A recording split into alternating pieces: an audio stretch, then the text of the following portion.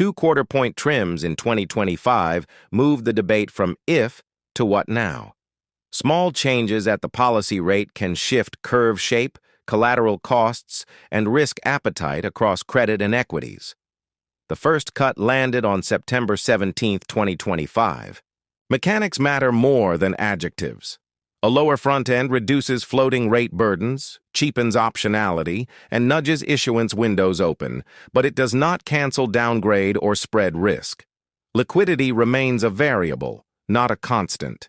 By late October, markets had priced another 25 basis points. The question shifted from direction to pace, balance sheet plans, and the risk of dissent inside the committee.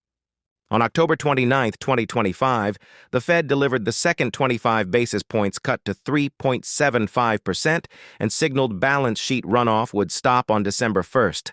Powell's press conference emphasized a cautious approach to ample reserves. Ending runoff changes plumbing. More stable reserves can soothe money market frictions and reduce tail risk in funding, but dealer balance sheets and VAR constraints still gate how fast liquidity rotates into risk. Watch the curve as translator. If the front falls faster than the back, a bear steepen helps banks and cyclicals. If the back won't budge, the market is expressing growth doubt. 2s and 10s and forward OIS, overnight index swap, tell you whether policy or growth is in charge. Equities trade the cut then what, not the cut itself. Multiples expand if earnings hold and term premia compress. If margins wobble or revenue guides soften, cheaper money won't rescue every ticker. Path over headline. Housing feels policy through mortgage spreads as much as through the funds rate. If prepayment risk returns, MBS spreads can widen even as policy eases, delaying pass-through to borrowers. The dollar trades differentials, not pressers. If foreign central banks lag or global growth underperforms, a gentler Fed can still leave USD firm, quietly tightening global financial conditions even as domestic policy eases.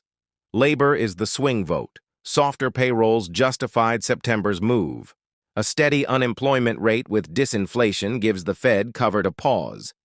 If labor rolls over, easing debates reopen. If inflation re-accelerates, they close.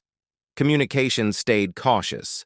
Across both meetings, Powell repeated data-dependent and pushed back on outsized moves, which is why futures faded near-term auto-cut odds and focused on balance sheet timing and curve shape. Positioning beats opinions. Into meetings, wings and calendars get bid. Afterward, dealers reset gamma and skew to the new path. If realized volume comes in below what's implied, carry trades reload.